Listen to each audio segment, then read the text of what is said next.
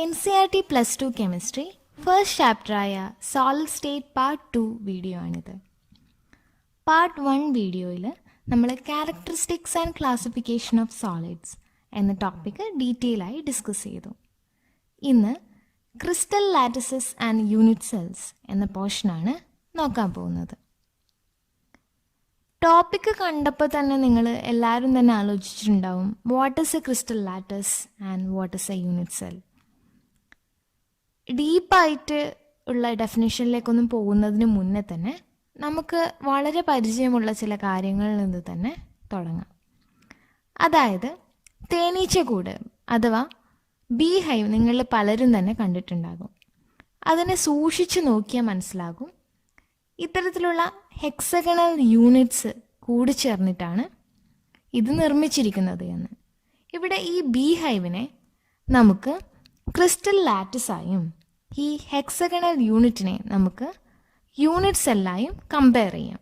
അതായത് 3D സ്പേസിൽ ഒരു കൃത്യമായ രീതിയിൽ യൂണിറ്റ് സെൽസിനെ ക്രമീകരിക്കുമ്പോൾ ലഭിക്കുന്ന സ്ട്രക്ചറാണ് ക്രിസ്റ്റൽ ലാറ്റിസ്. ഇത് നിങ്ങൾക്ക് മനസ്സിലാക്കാൻ വേണ്ടി മാത്രം പറഞ്ഞ ഒരു എക്സാമ്പിളാണ്. നമുക്കിനി ഡീറ്റെയിൽ ആയി what is A crystal lattice എന്നും യൂണിറ്റ് സെൽ എന്നും മനസ്സിലാക്കാം. യൂഷ്വലി പാർട്ടിക്കിൾസ് എല്ലാം സ്പെറിക്കലായാണ് നമ്മൾ അസ്യൂം ചെയ്യുന്നത്. ലാസ്റ്റ് വീഡിയോയിൽ ക്രിസ്റ്റലൈൻ സോളിഡ്സിനെ കുറിച്ച് പറയുമ്പോൾ നമ്മൾ കണ്ടു റെഗുലർ അറേഞ്ച്മെൻ്റ് ആണ് അതിൽ കാണാൻ സാധിക്കുക എന്നത്. കോൺസ്റ്റുവൻറ്റ് പാർട്ടിക്കിൾസിനെ സ്പേസിൽ ഇതുപോലെ അറേഞ്ച് ചെയ്യാൻ സാധിക്കും. അതിൻ്റെയൊക്കെ ലൈൻ വെച്ച് യോജിപ്പിച്ചാൽ നമുക്കൊരു റെഗുലർ സ്ട്രക്ചർ ലഭിക്കുന്നതാണ്. നേരത്തെ തേനീച്ചക്കൂടിൻ്റെ കേസിൽ കണ്ടതുപോലെ ഇത്തരത്തിലുള്ള സ്മോൾ സ്ട്രക്ചേഴ്സ് ചേർത്ത് വയ്ക്കുമ്പോൾ നമുക്ക് ലഭിക്കുന്ന അറേഞ്ച്മെൻറ്റിനെയാണ് നമ്മൾ ക്രിസ്റ്റൽ ലാറ്റിസ് എന്ന് വിളിക്കുന്നത്. ഇവിടെ നിങ്ങൾക്ക് എങ്ങനെയാണ് ഒരു ക്രിസ്റ്റൽ ലാറ്റിസ് ഫോം ചെയ്യുന്നത് എന്ന് മനസ്സിലാക്കാൻ സാധിക്കും. അതായത് ക്രിസ്റ്റൽ ലാറ്റിസിനെ it is the regular arrangement of constituent particles in 3D space എന്ന് ഡിഫൈൻ ചെയ്യാം. അപ്പോൾ ഇങ്ങനെ എൻ്റയർ ലാറ്റിസ് ഫോം ചെയ്യാനെടുത്ത ഏറ്റവും ചെറിയ യൂണിറ്റിനെയാണ് യൂണിറ്റ് സെൽ എന്ന് വിളിക്കുന്നത്. So we can define unit cell as it is the smallest repeating pattern of a crystal. ഒരു crystal ലാറ്റിസിലെ ഓരോ പോയിന്റിനെയും നമുക്ക് lattice point or lattice site എന്ന് വിളിക്കാം. അതായത് each point in a lattice is called lattice point and this each point represents one constituent particles which may be an atom, a molecule or an ion. ഇങ്ങനെ ആകെ 14 3-dimensional lattices possible ആണ്. അതിനെയാണ് ബ്രവേസ് lattices എന്ന് വിളിക്കുന്നത്. ഇനി നമുക്ക് unit സെല്ലിനെ കുറിച്ച് വിശദമായി മനസ്സിലാക്കാം. ഇവിടെ കാണിച്ചിരിക്കുന്നത് പോലെ 3D അറേഞ്ച്മെൻ്റ് ആയതിനാൽ ഒരു യൂണിറ്റ് സെല്ലിന് ലെങ്ത്ത്, ബ്രെഡ്ത്ത്, ഹൈറ്റ് എന്നിവ ഉണ്ടായിരിക്കുന്നതാണ്.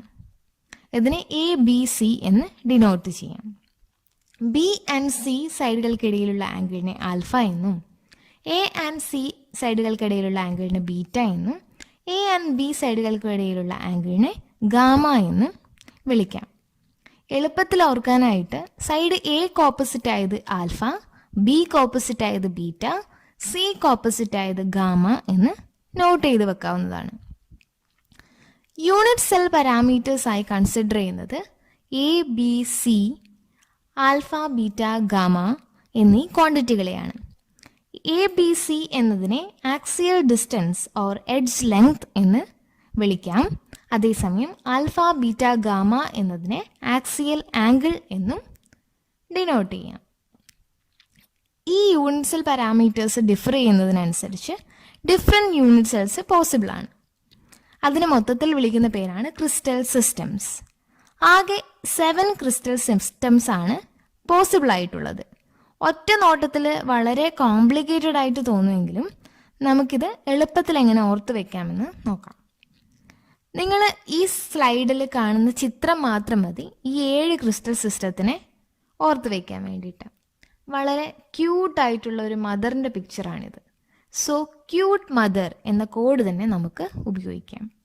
Here CU stands for cubic, TE stands for tetragonal, M for monoclinic, O for orthorhombic, T for triclinic, H stands for hexagonal and R stands for rhombohedral. ഇവിടെ മദറിൽ E എന്ന alphabet omit ചെയ്താണ് എഴുതിയിരിക്കുന്നത്. ഇനി cell parameters എങ്ങനെയാണ് vary ചെയ്യുന്നതെന്ന് നോക്കാം. അതായത് cubic unit സെല്ലിൻ്റെ കേസിൽ എഡ്ജ് ലെങ്ത് എല്ലാം സെയിം ആണ്. അതായത് A = B = C. അതുപോലെ തന്നെ ലാസ്റ്റ് വണ്ണായ റോംബോഹെഡ്രലിൻ്റെ കേസിലും A = B = C ആണ്. ദെൻ സെക്കൻഡ് വണ്ണായ ടെട്രഗണലിൻ്റെ കേസിൽ A = B ≠ C. അതേപോലെ സെക്കൻഡ് ലാസ്റ്റ് വണ്ണായ ഹെക്സഗണലിൻ്റെ കേസിലും സെയിം ആയി കാണുന്നു. അതായത് A = B ≠ C. ഇനി ബാക്കി വരുന്ന മൂന്നെണ്ണത്തിലും മോണോക്ലിനിക്, ഓർത്തോറോംബിക് ആൻഡ് ട്രൈക്ലിനിക്, ഇവയിൽ മൂന്നിലും A ≠ B ≠ C എന്നതാണ് കാണാൻ സാധിക്കുക. ഇനി നമുക്ക് ആക്സിയൽ ആംഗിളിലേക്ക് പോവാം. വളരെ സിമെട്രിക്കലായുള്ളൊരു സ്ട്രക്ചറാണ് ക്യൂബിക്. അതുകൊണ്ട് തന്നെ അതിൽ ആൽഫ = ബീറ്റ = ഗാമ = 90 ഡിഗ്രിയാണ്. അതേസമയം റോംബോഹെഡ്രലിലോ ആൽഫ = ബീറ്റ = ഗാമ ≠ 90 ഡിഗ്രി. പിന്നെ ടെട്രാഗണലിൻ്റെ കേസിലും ഓർത്തോറോംബിക്കിൻ്റെ കേസിലും ആൽഫ = ബീറ്റ = ഗാമ = 90 ഡിഗ്രിയാണ്. ഇതെങ്ങനെ ഓർത്തു വയ്ക്കാം? ക്യൂബിക്കിൻ്റെ കേസിലും ടെട്രാഗണലിൻ്റെ കേസിലും ഓർത്തോറോംബിക്കിൻ്റെ കേസിലുമാണ് സിമെട്രിക്കലായിട്ടുള്ള ആംഗിൾ ഉള്ളത്. അതായത് ആൽഫ = ബീറ്റ = ഗാമ = 90 ഡിഗ്രി. ഇതിൻ്റെ ആദ്യത്തെ അക്ഷരങ്ങൾ ചേർത്ത് വെച്ച് നമുക്കിത് ഓർത്ത് വയ്ക്കാം. അതായത് CTO. C for cubic, T for tetragonal and O for orthorhombic. പിന്നെ മൂന്ന് കേസിലും ആൽഫ = ബീറ്റ = ഗാമ = 90 ഡിഗ്രിയാണ്. ഇനി ക്യൂബിക്കിനെ കൺസിഡർ ചെയ്യുമ്പോൾ ക്യൂബിക്കിന് ജസ്റ്റ് ഓപ്പോസിറ്റ് ഉള്ള ഒരു ക്രിസ്റ്റൽ സിസ്റ്റമാണ് ട്രൈക്ലിനിക്. അഥവാ മുന്നേ നമ്മൾ കണ്ടു എഡ്ജ് ലെങ്ത് നോക്കിയപ്പോൾ A ≠ B ≠ C. വളരെ അസിമെട്രിക്കലായിട്ടുള്ളൊരു സിസ്റ്റമാണിത്. ആക്സിയൽ ആംഗിൾസിൻ്റെ കേസിലും സെയിം ആയിട്ടാണ് കാണുന്നത്. അതായത് വളരെ അസിമെട്രിക്കലാണിത്. Alpha ≠ beta ≠ gamma ≠ 90 degree. ഇനി ബാക്കിയുള്ളത് മോണോക്ലിനിക് ആൻഡ് ഹെക്സഗണൽ. മോണോക്ലിനിക്കിൻ്റെ കേസിൽ alpha = gamma = 90 degree but beta ≠ 90 degree. ഹെക്സഗണലിൻ്റെ കേസിലാണെങ്കിൽ alpha = beta = 90 degree, gamma = 120 degree. ഇത്തരത്തിൽ 2-3 തവണ നിങ്ങൾ എഴുതി ശീലിക്കുകയാണെങ്കിൽ വളരെ എളുപ്പത്തിൽ ഓർത്ത് വയ്ക്കാവുന്നതാണ് ഈ ടേബിൾ. ഇനി യൂണിറ്റ് സെല്ലിനെ എങ്ങനെയൊക്കെ ക്ലാസിഫൈ ചെയ്യാമെന്ന് നോക്കാം.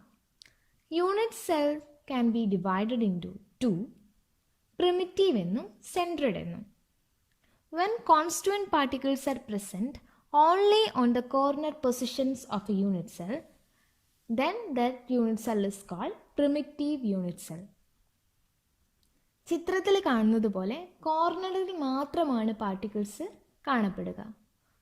Whereas if one or more constituent particles present at positions other than corners in addition to those at corners, then that kind of unit cells are called centered unit cell.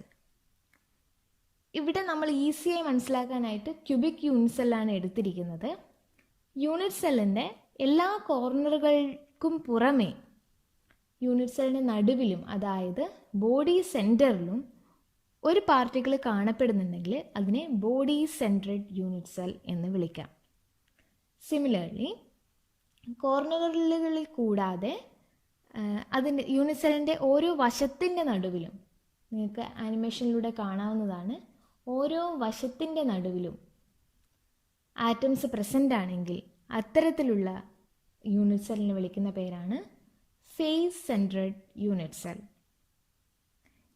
ഇനി കോർണറുകൾക്ക് പുറമെ ഏതെങ്കിലും 2 opposite വശങ്ങളുടെ മധ്യത്തിലായി മാത്രമാണ് particles situate ചെയ്തിട്ടുണ്ടെങ്കിൽ അതിനെ N സെൻട്രഡ് unit cell എന്ന് വിളിക്കാവുന്നതാണ്. ഇനി നമുക്ക് number of atoms in unit cell എങ്ങനെ കാൽക്കുലേറ്റ് ചെയ്യാമെന്ന് നോക്കാം. ഒരുപാട് പ്രോബ്ലംസ് ചെയ്യാനൊക്കെ യൂസ്ഫുൾ ആകുന്ന ഒരു പോർഷനാണിത്. ആദ്യം തന്നെ നമുക്ക് പ്രിമിറ്റീവ് ക്യൂബിക് യൂണിറ്റ് സെൽ എടുക്കാം. ഒരു സിമ്പിൾ ക്യൂബിക് ക്രിസ്റ്റലിൽ യൂണിറ്റ് സെല്ലിൽ ആറ്റംസ് കോർണറിൽ മാത്രമാണ് കാണപ്പെടുന്നത്. ഈ ചിത്രം സൂക്ഷിച്ചു നോക്കിയാൽ മനസ്സിലാകും, ഒരു യൂണിറ്റ് സെല്ലിൻ്റെ കോർണറിൽ ഇരിക്കുന്ന ആറ്റം മറ്റ് 8 യൂണിറ്റ് സെല്ലുമായി ഷെയർ ചെയ്യുന്നുണ്ട്. ഈ 3D ഇമേജസിൽ കാണുന്നത് പോലെ യൂണിറ്റ് സെല്ലിലേക്ക് ആറ്റത്തിൻ്റെ സംഭാവന എന്ന് പറയുന്നത് 1/8 പോർഷനാണ്. അതായത് ഒരു ക്യൂബിൻ്റെ കേസിൽ 8 കോർണേഴ്സ് ആണുള്ളത്. സോ 8 കോർണേഴ്സിൽ നിന്നും ഒരു ആറ്റം ആ ക്യൂബിലേക്ക് കോൺട്രിബ്യൂട്ട് ചെയ്യുന്നത് അതിൻ്റെ വെറും 1/8 പോർഷനാണ്. So total number of atoms എന്ന പ്രിമിറ്റീവ് ക്യൂബിക് യൂണിറ്റ് സെൽ എന്ന് പറയുന്നത് 8 × 1/8. That results in to 1 atom. ഒരു ആറ്റമാണ് പ്രിമിറ്റീവ് ക്യൂബിക് യൂണിറ്റ് സെല്ലിൽ നമുക്ക് കാണാൻ സാധിക്കുക. ഇനി ബോഡി സെൻറ്റേർഡ് ക്യൂബിക് യൂണിറ്റ് സെല്ലിൻ്റെ കേസ് എടുക്കാം. ഇതിൽ നമ്മൾ മുന്നേ പറഞ്ഞതുപോലെ കോർണറുകളിൽ മാത്രമല്ല യൂണിറ്റ് സെല്ലിൻ്റെ ബോഡി സെൻറ്ററിലും ഒരു ആറ്റം പ്രസൻ്റ് ആണ്. നിങ്ങൾക്കിത് ഇത്തരത്തിലുള്ള 3D ഇമേജസിലൂടെ വ്യക്തമായി മനസ്സിലാക്കാൻ സാധിക്കും. ഇവിടെ 8 കോർണർ ആറ്റംസിൻ്റെ കോൺട്രിബ്യൂഷൻ്റെ ഫലമായി കിട്ടുന്നത് 1 ആറ്റമാണ്, മുന്നേ നമ്മൾ കണ്ടതുപോലെ. പിന്നെ അതുകൂടാതെ ബോഡി സെൻറ്ററിൽ ഒരു എൻറ്റയർ ആറ്റം പ്രസൻ്റ് ആയിട്ടുണ്ട്. So total number of atoms per BCC unit cell is 2 atoms. 1 + 1 2 atoms. ഇനി ഫേസ് സെൻറ്റേർഡ് ക്യൂബിക് യൂണിറ്റ് സെല്ലിൻ്റെ കേസ് എടുക്കാം. ഈ ആനിമേഷനിൽ കാണുന്നത് പോലെ 8 കോർണറുകളിൽ കൂടാതെ ക്യൂബിൽ എത്ര ഫേസുകളുണ്ട്? 6 ഫേസുകളുണ്ട്. 6 ഫേസിൻ്റെയും മധ്യഭാഗത്തായി ഓരോ ആറ്റങ്ങൾ വീതം കാണപ്പെടുന്നു. ഈ പിക്ചറിൽ നിന്ന് നിങ്ങൾക്ക് മനസ്സിലാകും, ഈ മധ്യഭാഗത്തായി ഒരു ഫേസിൻ്റെ മധ്യഭാഗത്തായി ആറ്റം സിറ്റുവേറ്റ് ചെയ്യുകയാണെങ്കിൽ അതിന് 1/2 പോർഷനാണ് ഒരു യൂണിറ്റ് സെല്ലിലേക്ക് കിട്ടുന്നത്. ഇത്തരത്തിലുള്ള 3D ഇമേജസ് നിങ്ങൾക്ക് ഇത് ഇമാജിൻ ചെയ്യാൻ ഹെൽപ്ഫുൾ ആയിരിക്കും. സോ ആ പാർട്ടിക്കിളിൻ്റെ യൂണിറ്റ് സെല്ലുകളിലേക്കുള്ള കോൺട്രിബ്യൂഷൻ എന്ന് പറയുന്നത് 1/2 ആണ്.